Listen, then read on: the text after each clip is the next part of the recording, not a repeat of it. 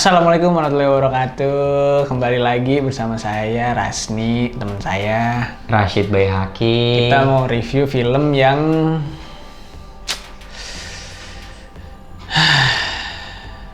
apa tuh? ya gitu. Apa ya?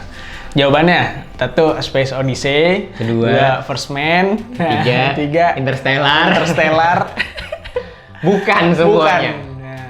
Nah, ini adalah film baru dari Joseph Angginun, judulnya The Science of Fiction. Hiruk pikuk si Alkisah. Mantap lah, dari judulnya udah pokoknya Angginun doang lah yang bisa bikin judul-judul begini nih. Betul. Vakansi yang janggal dan penyakit lainnya. Panjang juga. Solo Solitude, ya kan, istirahatlah kata-kata. Bagus-bagus sih judulnya. Judulnya tuh Bagus-bagus. pokoknya belajar bahasa Indonesia gitu dah. Pokoknya bener Belajar bahasa Indonesia gitu. yang bagus bener. Gimana ceritanya nih, Sid? Tokoh Siman yang diperankan dengan sangat-sangat baik oleh Gunawan Marianto. Dia sebenarnya warga desa biasa, mengintip pendaratan manusia di bulan yang ternyata itu di sebuah pantai gitu. Setelah itu dia tertangkap.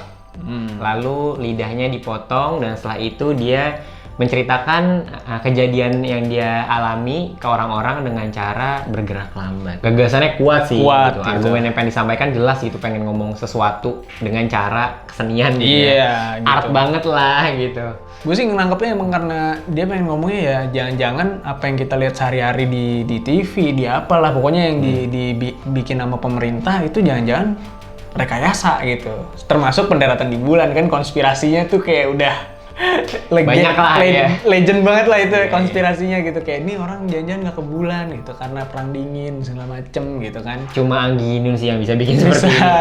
Pas ngeliat trailernya ngeliat trailernya aja sebelum nonton dan pas nonton, wah gila, ada orang yang bergerak lambat sepanjang film dan nggak ngomong sama sekali dan berhasil menang FFI, lu bayangin tuh. Dan treatment itu nggak sekedar coba-coba doang atau nggak sekedar keren dan bagus doang, tapi emang termasuk argumennya gitu.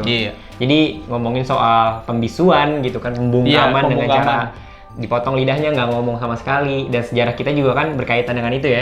Banyak orang-orang yang dibungkam gitu karena sejarah yang dianggap menyimpang. Gerak lambat itu apa ya, kayak semacam statement gitu, pernyataan kalau si Siman ini pengen ngasih tahu ke orang-orang kalau dia ini beneran melihat sejarah itu, saksi gitu. mata, saksi mata, saksi hidup kan gitu.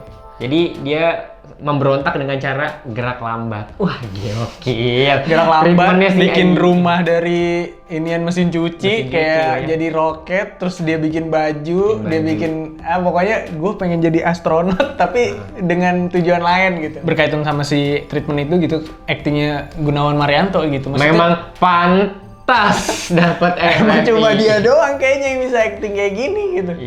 Gue bener-bener pas ngeliatin dia lambat, ya emang sih lama-kelamaan mungkin akan sedikit membosankan gitu. Tapi gue nungguin ya, anjing gerak bener-bener kayak nol gravitasi gitu.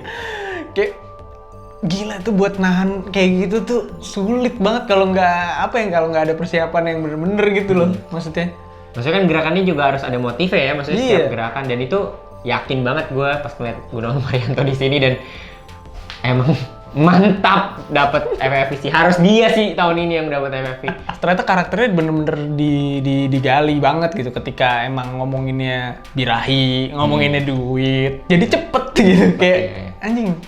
Ternyata dia manusia masih gitu loh. Dia bukan orang gila gitu. Nggak bener-bener nggak berubah sama sekali. Ternyata dia masih kayak kita gitu, masih kayak dapat duit tuh pengennya ya jadinya buru-buru gitu.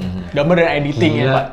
Editing ya? Iya, maksudnya gambarnya gila sih. Gue gambar dan gerakannya tuh bener-bener bisa bikin gue ngikutin si Siman sih. Terutama ketika pas gerakannya lambat itu pelan, terus gerakannya juga ke kanan, ke kiri, movingnya itu ngangkat sayur ya. Terus ketika editing makin deket tuh keren tuh. Kayak bener-bener di bulan anjing ya. Iya. Yang pas dia di rumahnya yang kayak roket itu kan kayak set, yang balik gitu ya, set gitu kayak cahayanya kayak anjir kayak di bulan. Emang kamera mahal nggak bohong. Bagus sih, maksudnya. Tapi emang lightingnya mantep banget. Lighting dan warnanya juga akhirnya bener-bener berhasil bikin kita makin terikat sama si cerita film ini. Relevannya itu menurut gue kayak di sekarang era post-truth gitu kan. Era yang kebenaran itu berdasarkan subjeknya. Lu Iya. percaya sama apa ya lu percaya itu benar gitu. Jadi lagi era-era kayak gini nih, pas nonton ini kayak wah, ini orang-orang bikin kebenaran sendiri-sendiri gitu. Siman merasa dia apa yang dilihat benar. Terus orang yang bilang Siman itu gila gitu, si bapak itu di masa lalu juga bilang ini Siman itu nggak waras, padahal dia tahu dia waras. Itu kan juga fiksi yang dibangun sama dia dong. Dan orang-orang yang pegang kamera gitu, itu juga fiksi bikin gitu. Dan ngomongin teknologi juga ya kali ya. Sini ada TV banget, simbol-simbol. Nah, kita ngomongin simbol nih dikit. TV itu selalu muncul, sama HP tuh selalu ada tuh. Kayak ada yang selfie lah, ada yang ngerekam lah. Terus TV itu jadi transisi ke masa gitu. Dari yang lalu ke sekarang. Nah, mungkin kayak TV itu jadi simbol untuk membicarakan fiksi itu sendiri gitu. Jadi kayak apa yang di TV itu adalah fiksi, apa yang kita lihat juga mungkin fiksi, dan terakhir kan semua menatap ke arah kamera kan. Dan tokoh-tokohnya semua kayak mungkin tokoh-tokoh yang dibungkam juga gitu. Ada simbol yang dulu itu di film-film sebelumnya. Kalau di kata-kata itu ada Coca-Cola tuh, ya kan. Simbol yang sering muncul lah gitu beberapa kali. Kisah cinta yang asu juga. Ada juga Coca-Cola. Di film-filmnya Anggino nih emang suka bawa Coca-Cola lah gitu. Mungkin simbol kapitalisme gitu kan. Kalau di sini Kongguan ya kan, melambangkan sebuah kekayaan, sebuah apa ya? Sebuah langsung Anabel aja nih. Itu sebuah kemasyuran lah gitu. Iya. Oh, kapitalis banget sih kayaknya ya. Soalnya itu duit taruh di situ kan. Iya, bener, duit. Itu apa, roll film. Nah, iya roll film juga ditaruh di situ, jadi kayak sesuatu yang penting. Gue juga memperhatikan di Istilah Kata-Kata gitu, sama di film Science of Fictions ini, itu sering banget ada backshot gitu dari belakang.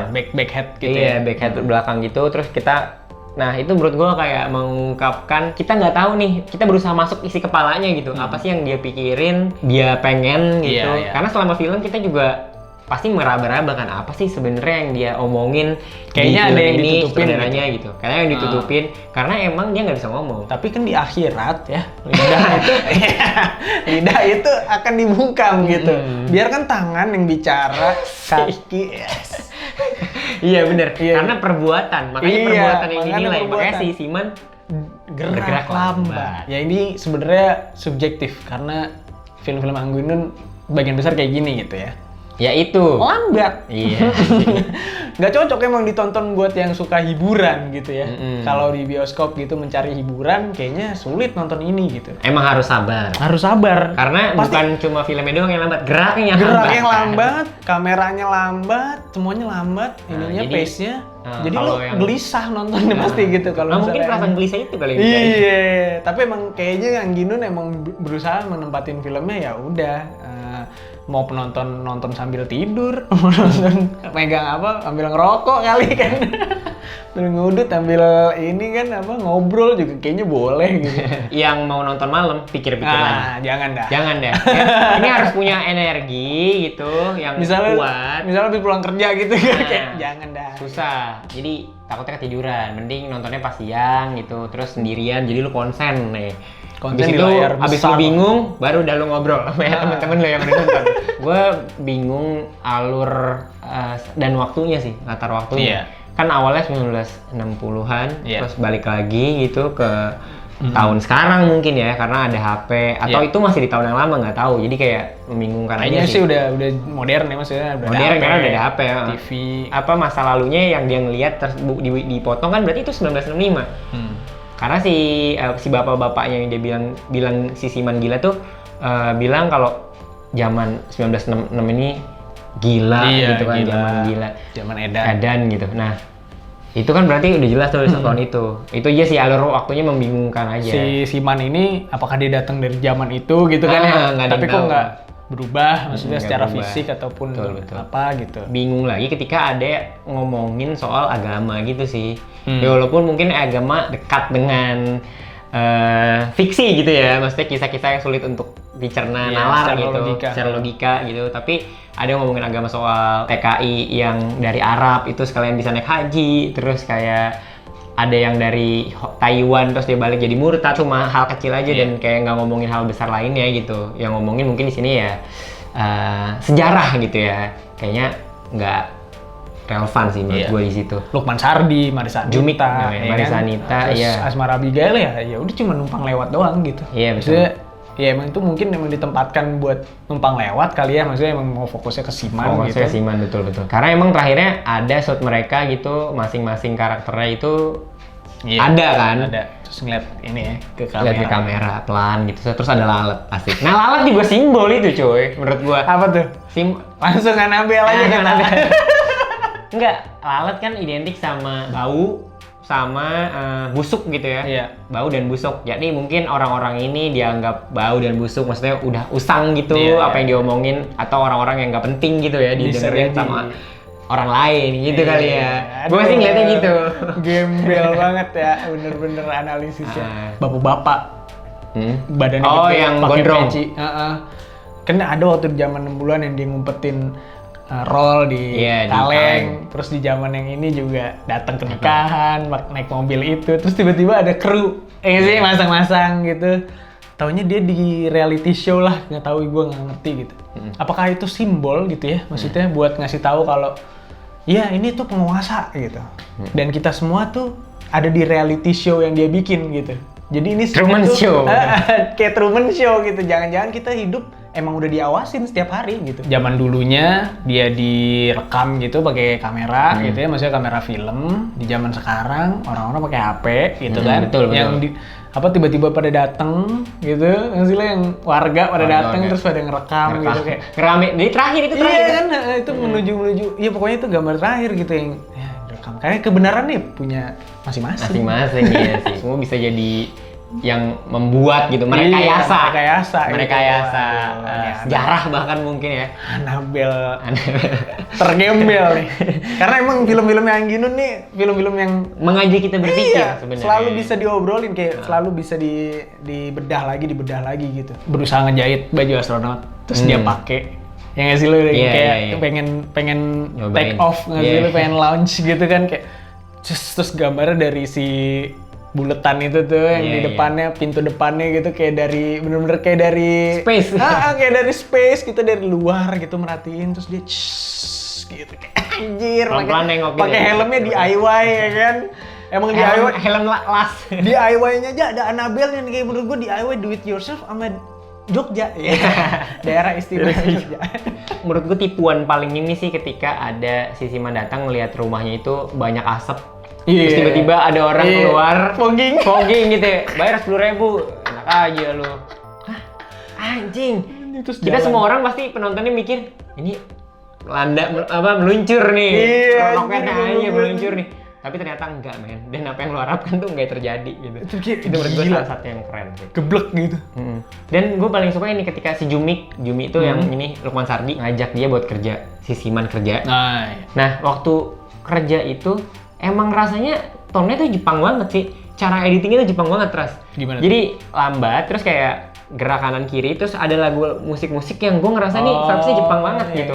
Besi pokoknya yang nganterin ya, pas nganterin. Terus dia datang, si Siman disuruh ngasih dokumen, di jalan pelan-pelan, terus dia menyaksikan kayak wah gila teknologi wah mesin gitu.